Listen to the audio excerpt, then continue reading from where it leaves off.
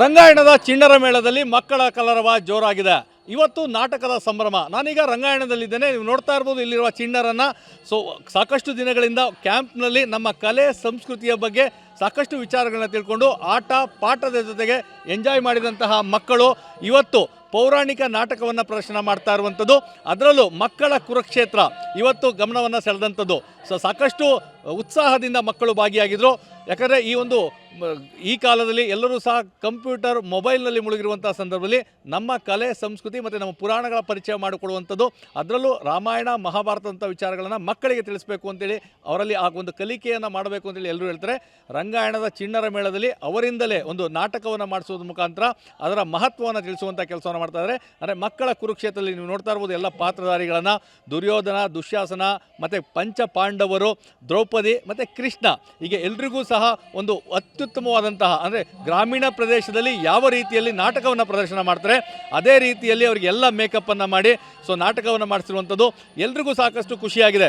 ಯಾಕಂದರೆ ಎಲ್ಲರೂ ಸಹ ಪುಸ್ತಕದಲ್ಲಿ ಮುಳುಗಿ ಹೋಗ್ತಾ ಇದ್ರು. ಮತ್ತು ಸಾಮಾನ್ಯವಾಗಿ ಬೇರೆ ಬೇಸಿಗೆ ಶಿಬಿರಗಳು ಅಂತ ಹೇಳಿದ್ರೆ ಇಲ್ಲಿ ಆಟ ಜೊತೆಗೆ ಸಾಕಷ್ಟು ಬೇರೆ ಬೇರೆ ಕಲಿಕೆಯ ವಿಚಾರಗಳಿರ್ತದೆ. ಆದರೆ ಈ ರೀತಿಯಾಗಿ ಪೌರಾಣಿಕವಾಗಿ ತಾವು ಸಿನಿಮಾಗಳಲ್ಲಿ ಮತ್ತು ನಾಟಕಗಳಲ್ಲಿ ನೋಡಿದಂಥದ್ದನ್ನು ತಾವೇ ಅಭಿನಯಿಸಿ ಖುದ್ದು ಅನುಭವವನ್ನು ಪಡ್ಕೊಂಡಂಥದ್ದು ಮಕ್ಕಳಿಗೆ ಸಾಕಷ್ಟು ಖುಷಿ ಕೊಟ್ಟಿರುವಂಥದ್ದು. ಹೀಗಾಗಿ ರಂಗಾಯಣದ ಈ ಒಂದು ಪ್ರಯತ್ನ ಏನಿದೆ ಎಲ್ಲರ ಮೆಚ್ಚುಗೆ ಪಾತ್ರವಾಗಿದೆ. ರಂಗಾಯಣದ ನಿರ್ದೇಶಕರಾದಂತಹ ಸತೀಶ್ ತಿಪ್ಟೂರ್ ಅವರು ನಮ್ಮ ಜೊತೆಗಿದ್ದಾರೆ. ಸರ್, ಪ್ರಮುಖವಾಗಿ ಬೇಸಿಗೆ ಶಿಬಿರ ಅಂದರೆ ಮಕ್ಕಳಿಗೆ ಅದು ಕಲಿಕೆ ಅಷ್ಟೇ ಆಗಿರ್ತದೆ, ಆದರೆ ನೀವು ಪೌರಾಣಿಕ ಪಾತ್ರಗಳನ್ನು ಅವರಿಂದನೇ ಮಾಡಿಸುವಂಥದ್ದು. ಹೇಗೆ ಇದಾಗ್ತಾ ಇದೆ ಸರ್? ಈ ವರ್ಷದ ಚಿಣ್ಣರ ಮೇಳ ಈ ಮಣ್ಣು ನಮ್ಮದು ಅನ್ನೋ ಪರಿಕಲ್ಪನೆಯಲ್ಲಿ ಮಾಡ್ತಾ ಇದ್ದೀವಿ. ಅದರ ಭಾಗವಾಗಿ ನಾವು ಈ ಕೆಲವು ಅಳಿವಿನಂಚಿನಲ್ಲಿರುವ ಕಲೆಗಳು, ಈಗ ಮೂಡಲ್ಪ ಯಕ್ಷಗಾನ ಇರ್ಬೋದು ಅಥವಾ ಕೆಲವು ಕರಾವಳಿ ಯಕ್ಷಗಾನ, ಈಗ ಗ್ರಾಮೀಣ ನಮ್ಮ ಪರಂಪರೆಯ ಪೌರಾಣಿಕ ನಾಟಕಗಳಿರ್ಬೋದು, ಅದರ ಜೊತೆಗೆ ಈ ಮಣ್ಣಿಗೆ ಸಂಬಂಧಿಸಿದ ಹಲವಾರು ನಾಟಕಗಳನ್ನು ಈ ವರ್ಷದ ಚಿಣ್ಣರ ಮೇಳದಲ್ಲಿ ಮಕ್ಕಳು ಪ್ರದರ್ಶನ ಮಾಡ್ತಾ ಇದ್ದಾರೆ. ಹಾಗಾಗಿ ಈ ವರ್ಷದ ಚಿಣ್ಣರ ಮೇಳ ಒಂದು ರೀತಿಯಾಗಿ ವಿಶೇಷವಾಗಿ ಗ್ರಾಮೀಣದ ನೆಲಮೂಲ ಸಂಸ್ಕೃತಿಯನ್ನು ಬಿಂಬಿಸುವಂಥ ಚಿಣ್ಣರ ಮೇಳ ಆಗಿದೆ. ಆ ಭಾಗವಾಗಿ ಕುರುಕ್ಷೇತ್ರ ನಾಟಕವಾಗಲಿ, ಮಕ್ಕಳ ಕುರುಕ್ಷೇತ್ರ ಆಗಲಿ ಅಥವಾ ಲವಕುಶ ಆಗಲಿ, ನೆನ್ನೆ ಆದಂಥ ಜಾಂಬವತಿ ಕಲ್ಯಾಣ ಆಗಲಿ, ಅದ್ರ ಜೊತೆಗೆ ಮಣ್ಣಿನ ಮನೆ, ಇನ್ನೂ ಹಲವಾರು ನಾಟಕಗಳೆಲ್ಲ ಆಗ್ತಾಯಿದೆ. ಎಲ್ಲ ಮಕ್ಕಳು ತುಂಬ ಚೆನ್ನಾಗಿ ಪಾರ್ಟಿಸಿಪೇಟ್ ಮಾಡಿದ್ದಾರೆ. Thank you. ಮಕ್ಕಳಿಗೆ ಒಂದು ಕಲಿಕೆ ಮತ್ತು ಆ ಒಂದು ಜೀವ ತುಂಬುವಂಥ ಕೆಲಸ ಮಾಡಿದರೆ ಮಕ್ಕಳು ಹೇಗೆ ಸ್ಪಂದಿಸಿದ್ರು? ಇಲ್ಲ ಸರ್, ಫಸ್ಟ್ ಬಂದಾಗ ಮಕ್ಕಳುಗಳೆಲ್ಲ ಅಂದರೆ ಝೀರೋಯಿಂದ ಬಂದಿರ್ತಾರೆ. ಅಂಥವ್ರಿಗೆ ನಾವು ಪಾತ್ರಗಳ ಬಗ್ಗೆ ಹೇಳಿ ಅವರಿಗೆ ಪುರಾಣದ ಬಗ್ಗೆ ಪಾಠ ಮಾಡಿ ಇದನ್ನೆಲ್ಲ ಕಳಿಸೋ ಹೊತ್ತಿಗೆ 25 ದಿನದಲ್ಲಿ ಒಂದು ಒಳ್ಳೆ ನಾಟಕನ ಅವರೇ ಅಭಿನಯಿಸ್ತಾ ಇದ್ದಾರೆ.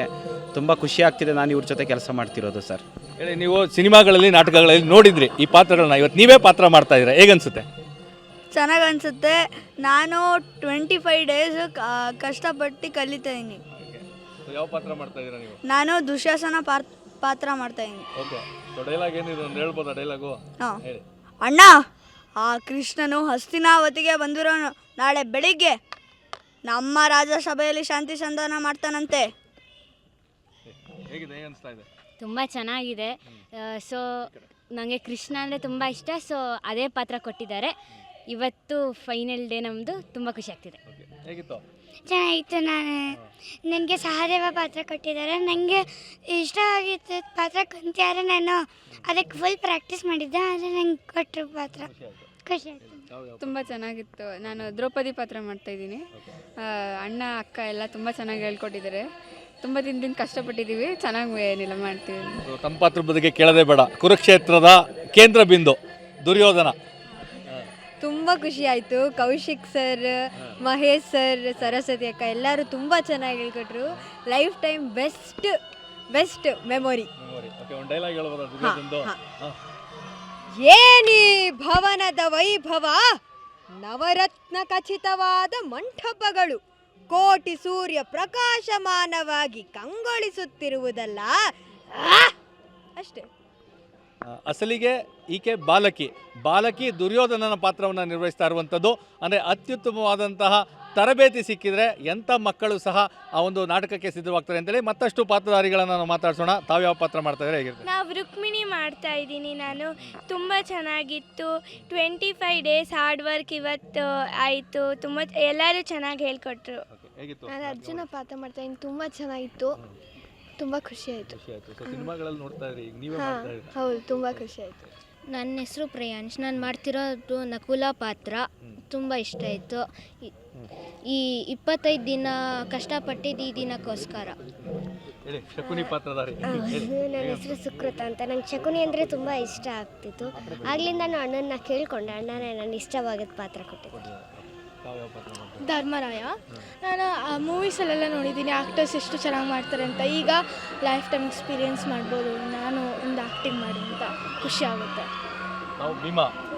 ಹಾಂ, ನಾನು ಫಸ್ಟ್ ಟೈಮ್ ಬಂದಿರೋದು ಇಲ್ಲಿಗೆ, ಮತ್ತು ನನಗೆ ಗುಡ್ ಕ್ಯಾರೆಕ್ಟರ್ ಸಿಕ್ಕಿದೆ ಅಂತ ನನಗೆ ಖುಷಿಯಾಗಿದೆ.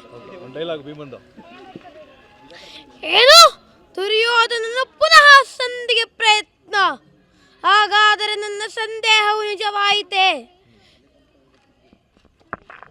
ಇದು ಮಕ್ಕಳ ಉತ್ಸಾಹ.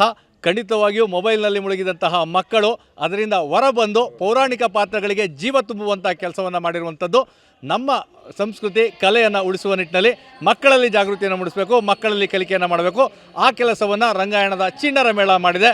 ಈ ನಿಟ್ಟಿನಲ್ಲಿ ಪೋಷಕರು ಸಹ ಈ ಒಂದು ಪ್ರಯತ್ನಕ್ಕೆ ಅಭಿನಂದನೆಯನ್ನು ಹೇಳಿರುವಂಥದ್ದು.